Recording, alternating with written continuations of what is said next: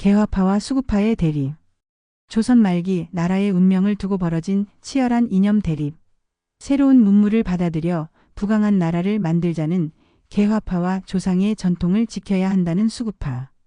이들의 갈등은 결국 피비린내 나는 정변으로 이어졌습니다. 조선의 미래를 놓고 벌어진 숨막히는 정치적 암투를 들어보시오. 강화도 조약 이후 개항의 충격과 혼란. 1876년 강화도 조약이 체결된 후 조선 사회는 그야말로 뒤숭숭했다. 수백 년간 쇄국 정책을 유지해온 조선이 갑작스럽게 문호를 개방하게 되면서 온 나라가 혼란에 빠졌다. 궁궐에서부터 시골 마을까지 모든 곳에서 격렬한 논쟁이 벌어졌다. 어떤 이들은 이것이 조선이 살아남을 수 있는 유일한 길이라고 주장했고, 어떤 이들은 조상 대대로 내려온 전통을 버리는 것은 나라를 망치는 일이라고 반박했다. 한성의 거리에는 처음 보는 낯선 물건들이 들어오기 시작했다. 일본에서 들어온 새로운 직물, 서양에서 온 신기한 기계들, 그리고 무엇보다도 충격적이었던 것은 서양식 의복과 문화였다. 사람들은 이런 변화를 보며 반은 호기심으로, 반은 두려움으로 바라보았다. 특히 나이 든 어른들은 이런 것들이 과연 우리에게 도움이 될 것인가라며 깊은 우려를 표했다. 궁궐 안에서도 상황은 마찬가지였다. 고종은 아직 젊었지만 왕으로서 나라의 미래에 대한 무거운 책임감을 느끼고 있었다. 그는 밤마다 신하들과 긴 회의를 가졌다. 우리가 문을 열지 않으면 서양 열강들이 대포로 문을 부술 것이다. 중국도 일본도 이미 그 길을 걸었지 않은가. 고종의 목소리에는 깊은 고민이 배어 있었다. 하지만 조정의 원로 대신들은 다른 생각이었다. 전하, 우리 조선은 500년간 유교의 나라로 번영해왔습니다. 갑자기 서양 오랑캐들의 문물을 받아들인다면 우리의 정체성은 어떻게 됩니까? 이들의 반대는 단순한 보수주의가 아니었다. 진심으로 조선의 전통 문화가 사라질 것을 걱정하는 마음에서 나온 것이었다. 민간에서도 반응은 엇갈렸다. 상인들 중 일부는 새로운 무역 기회를 환영했다. 이제 우리도 더 넓은 세상과 장사를 할 수 있게 되었다며 기대감을 표현했다. 하지만 전통적인 수공업자들은 걱정이 많았다. 일본에서 들어오는 싸고 정교한 제품들이 자신들의 생계를 위협할 것이라고 생각했기 때문이다. 특히 지방의 양반들과 유생들 사이에서는 강한 반발이 일어났다. 그들은 개화라는 말 자체를 불온한 것으로 여겼다. 우리 조상들이 쌓아온 찬란한 문화를 버리고 서양 오랑캐의 흉내를 내자는 것인가라며 분개했다. 이들은 각지에서 상소문을 올려 개항 정책의 철회를 요구했다. 농민들의 반응은 또 달랐다. 그들에게는 당장의 생활이 더 중요했다. 나라가 어떻게 되든 우리는 먹고 살아야 한다는 것이 솔직한 심정이었다. 하지만 새로운 세금이 생기고 일본 상인들이 곡물을 대량으로 사들이면서 쌀값이 오르자 불만이 쌓이기 시작했다. 궁중에서는 민비를 중심으로 한민씨 일족이 정치적 영향력을 확대하고 있었다. 그들은 개화 정책을 통해 자신들의 권력을 더욱 공고히 하려고 했다. 특히 청나라와의 관계를 중시하면서 청나라를 통해 서양 문물을 도입하려는 계획을 세웠다. 한편 일본에서는 조선의 이런 혼란을 예의주시하고 있었다. 일본 정부는 조선이 완전히 자신들의 세력권 안에 들어오기를 원했고, 이를 위해 조선 내부의 친일 세력을 육성하려고 노력했다. 그들은 조선의 젊은 지식인들을 일본으로 초청해 새로운 문물을 보여주고 일본식 근대화의 필요성을 설득했다. 이런 복잡한 상황 속에서 조선 사회는 점점 두 개의 큰 진영으로 나뉘어가고 있었다. 하나는 적극적으로 서양 문물을 받아들여 나라를 부강하게 만들어야 한다는 개화파였고, 다른 하나는 조선의 전통을 지키면서 점진적인 변화를 추구해야 한다는 수구파였다. 이 두 진영의 대립은 단순한 정치적 견해 차이를 넘어서 조선의 정체성과 미래에 대한 근본적인 철학의 차이를 반영하고 있었다. 김옥균과 개화파의 등장, 새로운 조선을 꿈꾸다. 이런 혼란스러운 시대적 배경 속에서 김옥균이라는 젊은 지식인이 등장했다. 1851년에 태어난 그는 어려서부터 총명하기로 유명했고, 전통적인 유학 교육을 받으면서도 새로운 시대의 변화를 예민하게 감지하고 있었다. 김옥균은 단순히 개인적인 출세를 위해서가 아니라 진정으로 조선의 미래를 걱정하는 마음에서 개화 운동에 뛰어들었다. 우리가 지금까지 살아온 방식으로는 더 이상 이 험난한 세계에서 살아남을 수 없다. 김옥균은 뜻을 같이 하는 동지들과 모임을 가질 때마다 이렇게 말했다. 서양 열강들이 군함을 앞세워 아시아를 침략하고 있고 일본은 이미 메이지 유신을 통해 강력한 근대 국가로 변신했다. 우리만 여전히 과거에 머물러 있다면 결국 멸망할 수밖에 없다. 김옥균과 함께 개화운동을 이끈 대표적인 인물이 박영효였다. 박영효는 왕족 출신으로 궁중에서의 영향력이 있었고 김옥균보다는 온건한 성격이었지만 개화의 필요성에 대해서는 확고한 신념을 가지고 있었다. 두 사람은 서로 다른 배경과 성격을 가지고 있었지만 조선의 근대화라는 공통된 목표 아래 강한 유대감을 형성했다. 우리는 단순히 서양 것을 무작정 받아들이자는 것이 아니다. 박영효는 신중한 어조로 말했다. 우리의 좋은 전통은 지키면서 서양의 우수한 기술과 제도를 선별적으로 도입해야 한다. 그것이 진정한 개화의 길이다. 이런 그의 생각은 급진적인 김옥균과는 다소 차이가 있었지만 두 사람은 서로를 존중하며 협력했다.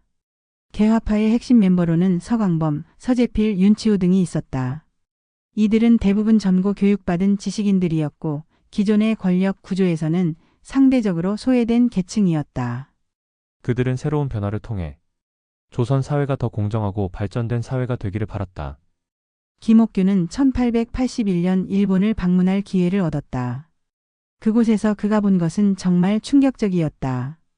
불과 20여 년 전까지만 해도 조선과 비슷한 수준이었던 일본이 완전히 다른 나라로 변해 있었다. 철도가 놓여 있고 서양식 건물들이 들어서 있었으며 사람들은 서양식 옷을 입고 다녔다. 무엇보다도 놀라운 것은 교육 제도였다. 모든 국민이 글을 읽을 수 있도록 하는 초등교육이 의무화되어 있었다. 이것이다.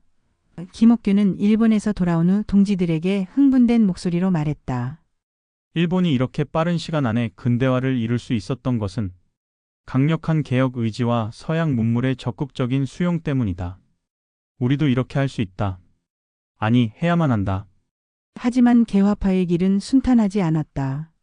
우선 경제적인 기반이 부족했다. 개화 정책을 추진하려면 막대한 자금이 필요한데 조선의 국가 재정은 매우 열악했다. 또한 기존의 권력층들, 특히 민씨 일족의 견제도 심했다. 그들은 개화파가 자신들의 기득권을 위협할 것을 우려했다. 더 큰 문제는 백성들의 반발이었다. 개화파의 정책 중 상당 부분이 서민들의 생활에 직접적인 영향을 미쳤기 때문이다. 예를 들어 새로운 세금 제도나 징병제 도입 등은 농민들에게 큰 부담이 되었다. 양반들이 일본 흉내를 내려고 우리에게 더 많은 세금을 걷는다. 는 불만이 퍼지기 시작했다. 김옥균은 이런 어려움을 잘 알고 있었다. 그래서 그는 점진적인 개혁보다는 과감한 정치적 변혁이 필요하다고 생각했다. 지금의 권력 구조로는 진정한 개화는 불가능하다. 기존 세력을 제거하고 완전히 새로운 정부를 만들어야 한다. 이런 그의 생각은 점점 급진적인 방향으로 발전해 갔다. 박영효는 김옥균의 이런 급진적인 성향을 걱정했다. 급격한 변화는 오히려 큰 혼란을 가져올 수 있다. 우리는 백성들을 설득하고 기존 세력과도 협력할 방법을 찾아야 한다. 하지만 김옥균은 시간이 없다며 더욱 과감한 행동을 주장했다. 개화파 내부에서도 노선을 두고 갈등이 생겼다. 온건파는 점진적인 개혁을 통해 사회적 혼란을 최소화하면서 근대화를 추진하자고 했고 급진파는 기존 체제를 완전히 뒤바꾸는 혁명적 변화가 필요하다고 주장했다. 이런 내부 갈등은 개화파의 힘을 분산시키는 결과를 가져왔다. 그럼에도 불구하고 개화파는 여러 가지 개혁 정책을 추진했다. 근대적인 교육제도 도입, 서양의학의 도입, 새로운 산업기술의 도입 등이 그것이었다. 비록 제한적이었지만 이런 노력들은 조선 사회에 새로운 바람을 불어넣었다. 위정척사파의 반발, 전통을 지키려는 몸부림. 개화파의 근대화 움직임이 활발해질수록 이에 맞서는 보수 세력의 반발도 더욱 거세져 갔다. 위정척 사파라고 불리는 이들은 단순한 보수주의자들이 아니었다.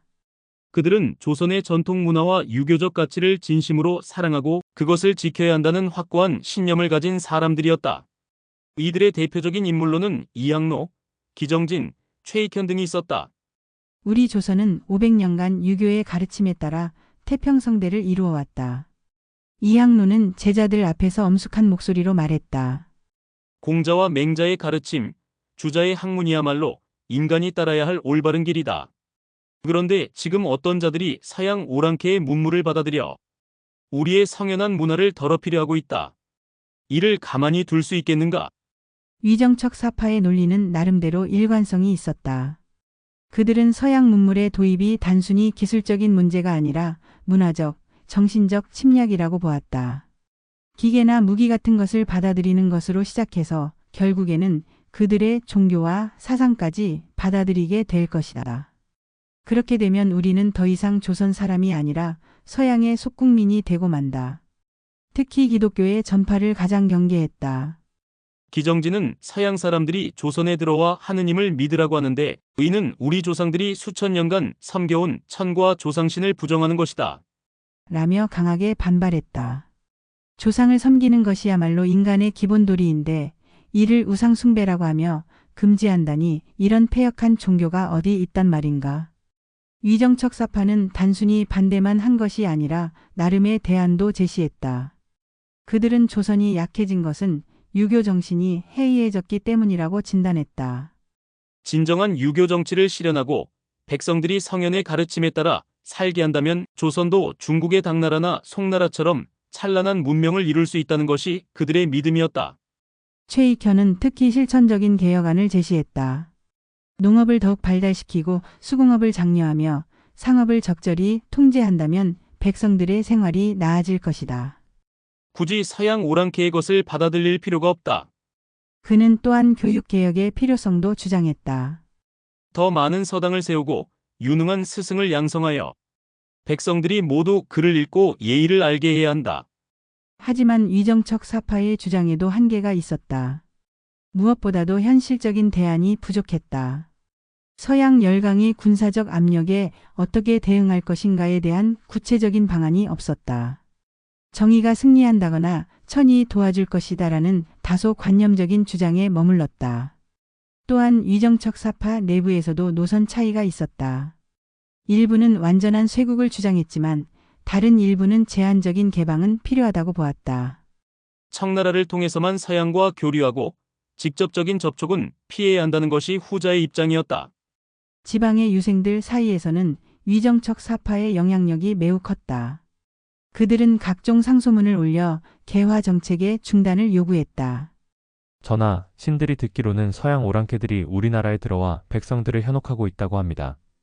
이들을 즉시 내쫓고 개화파 관리들을 엄벌에 처하소서. 이런 상소가 연일 계속되자 고종도 고민이 깊어졌다. 개화의 필요성은 느끼지만 전통적인 지지 기반인 유생들의 반발을 무시할 수도 없었다. 어찌하면 두 편을 다 만족시킬 수 있을까? 고종은 밤마다 이 문제로 잠 못 이루는 날이 많았다. 위정척 사파는 민간 차원에서도 활발한 활동을 펼쳤다. 서당에서는 학동들에게 서양 것은 나쁜 것이라고 가르쳤고 마을 어른들은 젊은이들이 서양 문물에 관심을 보이면 엄하게 꾸짖었다. 우리 조상들이 물려준 좋은 것들을 버리고 왜 남의 나라 것을 흉내 내려 하느냐? 특히 복식 문제에서 갈등이 심했다. 개화파 일부가 서양식 옷을 입고 다니자 위정척 사파는 이를 조선의 체면을 더럽히는 일이라고 강하게 비판했다. 옷은 단순한 의복이 아니라 그 나라의 정신을 나타내는 것이다. 우리 옷을 버리는 것은 우리 정신을 버리는 것과 같다. 종교 문제는 더욱 심각했다.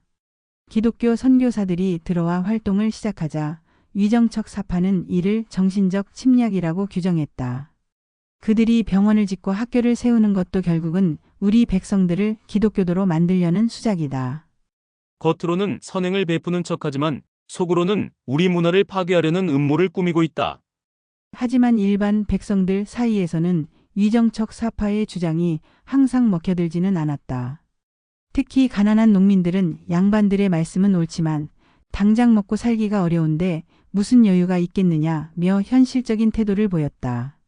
서양 의학으로 병이 나은 사람들은 좋은 것은 좋은 것이라며 위정척 사파의 주장에 의문을 표하기도 했다. 민씨 정권과 청나라 권력의 이면. 개화파와 위정척 사파가 치열하게 대립하는 동안 실제 조선의 정치 권력은 민씨 일족이 장악하고 있었다. 민비를 중심으로 한민씨 정권은 겉으로는 개화 정책을 지지하는 듯 했지만 실제로는 자신들의 권력 유지가 최우선 목표였다. 그들에게 개화든 수구든 상관없었다. 중요한 것은 어떤 정책이 민씨 일족의 기득권을 더 확고히 해주느냐는 것이었다. 개화를 한다고 해서 기존 질서가 완전히 바뀌어서는 안 된다. 민비는 측근들과의 비밀 회의에서 이렇게 말했다. 새로운 기술과 제도는 받아들이되 권력의 핵심은 여전히 우리가 쥐고 있어야 한다. 김옥균 같은 자들이 개화를 명분으로 우리를 밀어내려고 하는 것을 막아야 한다. 민비의 정치적 감각은 매우 예리했다. 그녀는 개화파의 진짜 의도가 단순한 근대화가 아니라 정치적 권력의 재편이라는 것을 정확히 파악하고 있었다. 민씨 정권이 선택한 전략은 청나라와의 밀착이었다. 청나라는 여전히 조선을 자신의 속국으로 여기고 있었고 일본의 영향력 확대를 견제하려고 했다. 민씨들은 이런 청나라의 의도를 교묘하게 이용했다. 우리가 청나라와 손을 잡으면 일본의 압력을 막을 수 있고 동시에 개화파의 급진적인 움직임도 통제할 수 있다. 라는 것이 그들의 계산이었다. 1880년 이후 조선에는 청나라의 영향력이 급속히 확대되기 시작했다. 청나라는 조선의 내정에 깊숙이 개입하면서 동시에 자신들이 추천하는 관리들을 조선 정부의 요직에 배치하려고 했다. 이런 상황에서 민씨 정권은 청나라의 든든한 후원을 받으며 권력을 더욱 공고히 할 수 있었다. 조선의 개화는 반드시 청나라를 통해서 이루어져야 한다. 청나라 관리들은 민비와의 면담에서 이렇게 강조했다. 일본이나 서양 열강과 직접 교류하는 것은 위험하다. 우리 청나라가 중간에서 조절해 주겠다. 이는 조선을 청나라의 완전한 속국으로 만들려는 의도였지만 민씨 정권은 이를 자신들의 권력 유지에 유리하다고 판단했다. 민씨들의 이런 친청 정책은 조선 내부에 새로운 갈등을 불러일으켰다. 개화파는 청나라 역시 낡은 체제의 나라인데 그들을 통해서 무슨 진정한 개화가 가능하겠는가 라며 반발했다. 김옥균은 민씨들이 자신들의 권력만 생각하고 나라의 앞날은 생각하지 않는다고 비판했다.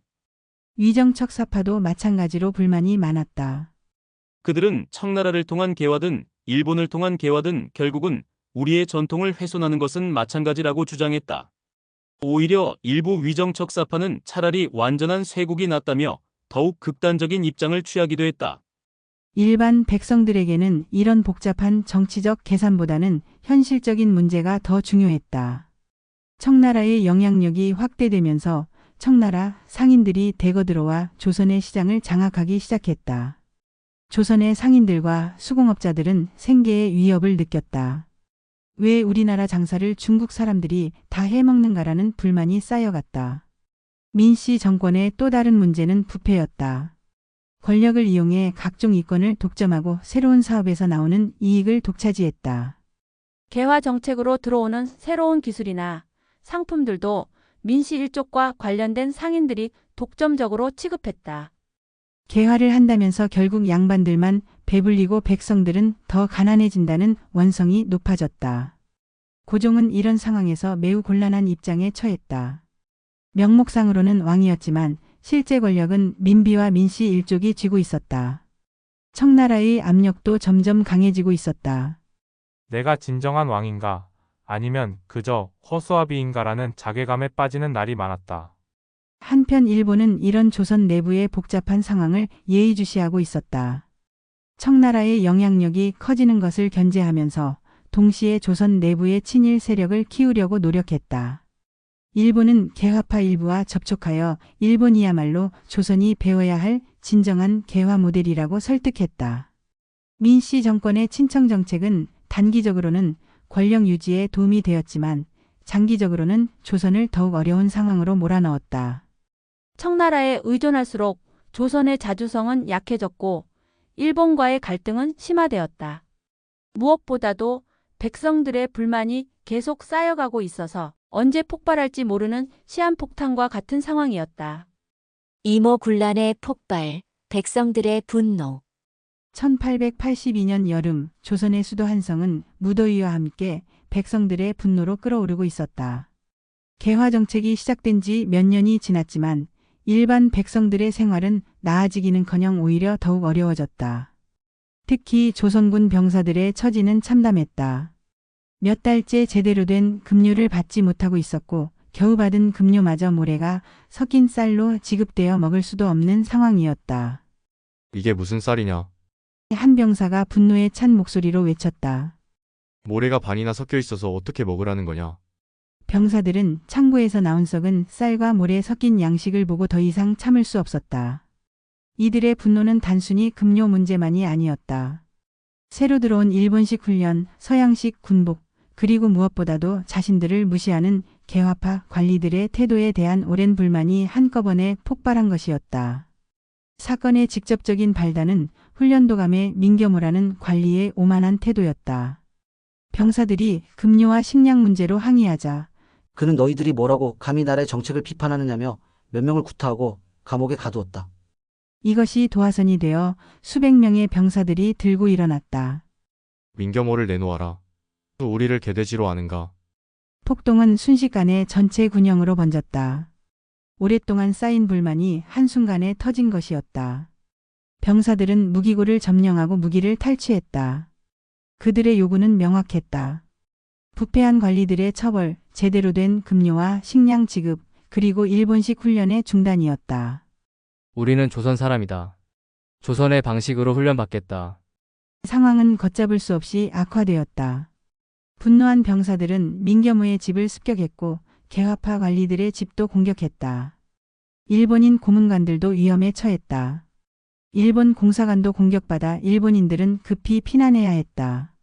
일본 놈들을 모두 내쫓자. 이 개화파 매국 노들을 처단하자. 가장 충격적인 것은 백성들이 대원군의 복귀를 요구하기 시작한 것이었다. 대원군을 모셔와야 한다고. 외치는 목소리가 거리에 울려 퍼졌다. 그들에게 대원군은 전통을 지키고 외세의 침입을 막아낸 상징적인 존재였다. 대원군께서 계실 때는 이런 일이 없었다. 대원군께서 나라를 바로 세워주실 것이다. 운현궁에 유배되다시피 지내고 있던 대원군은 이 소식을 듣고 복잡한 심정이었다. 한편으로는 자신을 축출한 민씨 정권이 몰락하는 것을 보며 통쾌함을 느꼈지만 다른 한편으로는 나라가 이렇게 혼란에 빠진 것이 안타까웠다. 하지만 대원군은 결국 민심의 부름에 응답했다. 병사들과 시민들에게 둘러싸여 궁궐로 향했다. 거리는 대원군 만세.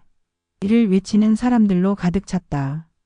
12년 만에 정치 무대로 복귀하는 순간이었다. 이제 나라가 바로 설 것이다. 사람들의 기대감은 하늘을 찔렀다. 민비와 민씨 일족은 급히 피난길에 올랐고 민겸호를 비롯한 개화파 관리들도 목숨을 구하기 위해 숨어야 했다. 대원군은 즉시 개화 정책의 중단을 선언했다. 일본인 고문관들을 내쫓고 서양식 훈련을 폐지했다. 전통적인 조선의 제도를 부활시키겠다고 약속했다. 우리는 우리 조상들의 방식대로 살겠다. 위정척 사파들은 대원군의 복귀를 열렬히 환영했다. 하지만 이무군란의 성공은 오래가지 못했다. 민비는 청나라의 도움을 요청했고 청군이 조선에 진주하기 시작했다. 대원군 정권이 일본과 완전히 결별할 것을 우려한 청나라가 개입한 것이었다. 조선의 안정을 위해 우리가 나설 수밖에 없다는 것이 청나라의 명분이었다. 청군의 개입으로 상황은 또다시 급변했다. 무력으로는 청군을 당할 수 없었던 조선군은 다시 해산되었고 대원군은 청나라로 끌려가게 되었다. 백성들의 꿈같던 희망은 불과 몇 주 만에 무너져 버렸다. 우리의 승리가 이렇게 끝나다니 사람들은 절망에 빠졌다. 대원군의 재집권 역사의 아이러니. 이무군란을 통해 잠깐이나마 권력을 되찾았던 대원군이 청나라로 끌려가는 모습은 조선 정치사의 가장 아이러니한 순간 중 하나였다. 한때 조선을 철권 통치했던 그가 이제는 외국 군대에 의해 강제로 끌려가는 신세가 된 것이었다. 백성들이 그토록 간절히 바랐던 대원군의 복귀는 불과 몇 주 만에 물거품이 되어버렸다. 이것이 내 운명인가? 대원군은 청나라로 향하는 길에서 깊은 절망감에 빠졌다. 12년 전 민씨 정권에 의해 축출당했을 때도 억울했지만 이번에는 외국 군대에 의해 끌려가는 치욕을 당하고 있었다. 내가 조선의 독립을 지키려고 그토록 노력했는데 결국 이런 일이. 그의 마음속에는 분노와 절망이 교차했다. 청나라 텐진에서의 유배 생활은 대원군에게 깊은 성찰의 시간이 되었다. 그는 자신이 추진했던 쇄국 정책과 위정척사 노선이 과연 옳았는지 의문을 갖기 시작했다. 내가 서양 세력을 막으려고 했지만 결국 청나라라는 또 다른 외세에 의존하게 되었다. 이것이 진정한 독립인가? 현실의 복잡함을 뼈저리게 느끼는 순간이었다. 한편 조선에서는 민씨 정권이 청군의 힘을 빌려 다시 권력을 장악했다. 하지만 이전과는 상황이 완전히 달라져 있었다. 청나라의 영향력이 압도적으로 커져서 조선은 사실상 청나라의 보국이 되어버렸다. 원세계가 조선 주재 청국 총영사로 부임하면서 그의 허락 없이는 중요한 정책 결정을 할 수 없게 되었다. 우리가 권력을 되찾기는 했지만 과연 이것이 진정한 승리인가? 민비는 복잡한 심정이었다. 대원군을 제거하고 개화파의 도전도 막아냈지만 그 대가로 조선의 자주권을 상당 부분 청나라에 넘겨주어야 했다. 권력을 유지하기 위해 치른 대가가 너무 컸다. 개화파는 이무군란의 실패로 큰 타격을 받았다. 김옥균을 비롯한 주요 인물들은 일본으로 망명해야 했고 조선 내에서의 개화운동은 사실상 중단되었다. 우리의 꿈이 이렇게 쉽게 무너져 버리다니. 김옥균은 일본에서 절치부심하며 재기의 기회를 노렸다. 위정척사파들도 혼란스러웠다. 대원군의 복귀를 그토록 환영했는데 그것이 오히려 청나라의 개입을 불러왔다. 우리가 바란 것은 조선의 전통 회복이었는데 왜 이런 결과가? 그들은 현실 정치의 복잡함을 새삼 깨달아야 했다. 가장 실망한 것은 일반 백성들이었다. 그들은 대원군이 돌아오면 모든 문제가 해결될 것이라고 기대했다. 부패한 관리들이 처벌받고 무거운 세금 부담이 줄어들고 일본인들의 횡포가 사라질 것이라고 믿었다. 하지만 현실은 정반대였다. 청군이 주둔하면서 군량미 부담이 더 늘어났고 정치적 혼란으로 경제는 더욱 어려워졌다. 우리가 그토록 바랐던 변화가 이런 것이었나? 한양거리의 한 상인이 한탄했다. 대원군님이 돌아오시면 모든 것이 좋아질 줄 알았는데 오히려 더 어려워졌다. 백성들의 실망감은 이루 말할 수 없었다. 이런 상황에서 조선의 지식인들 사이에서는 새로운 성찰이 시작되었다. 단순히 전통으로 돌아가는 것도 무조건적인 개화도 답이 아니구나라는 깨달음이었다. 우리에게 필요한 것은 조선의 현실에 맞는 독자적인 길이라는 생각이 퍼지기 시작했다. 3년 후인 1885년 대원군은 청나라에서 풀려나 조선으로 돌아올 수 있었다. 하지만 그는 이미 예전의 대원군이 아니었다. 나이도 많이 들었고 무엇보다도 현실에 대한 인식이 크게 바뀌어 있었다. 돌아온 대원군은 이전처럼 강경한 쇄국 정책을 주장하지 않았다. 조선이 살아남기 위해서는 현명한 외교가 필요하다고 말했다. 이무군란과 대원군의 일시적 재집권은 조선 역사에서 매우 중요한 의미를 갖는다. 이 사건을 통해 조선 사회의 모든 계층이 현실의 복잡함을 깨달았다.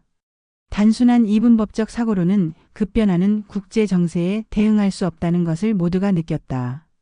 또한 백성들의 정치의식이 크게 성장했음을 보여주었다. 비록 실패로 끝났지만 백성들이 직접 정치 변화를 만들어낸 것은 조선 역사상 매우 드문 일이었다. 개화파와 수구파의 치열한 대립, 그리고 이무군란까지. 조선 말기의 혼란스러운 정치 상황을 살펴보았습니다. 전통을 지키려는 마음과 새로운 변화를 추구하는 열망, 그 어느 것도 틀리지 않았지만 현실은 생각보다 복잡했습니다. 오늘날 우리가 급변하는 시대를 살아가는 것과 참 닮아 있지 않나요? 다음 이야기에서는 김옥균이 일으킨 갑신정변 3.1천하의 꿈을 다뤄보겠습니다. 개화파의 마지막 도박이었던 갑신정변이 어떻게 시작되고 어떻게 실패했는지 그 치밀했던 계획과 아쉬운 결말을 함께 들어보시죠. 다음 영상에서 만나요.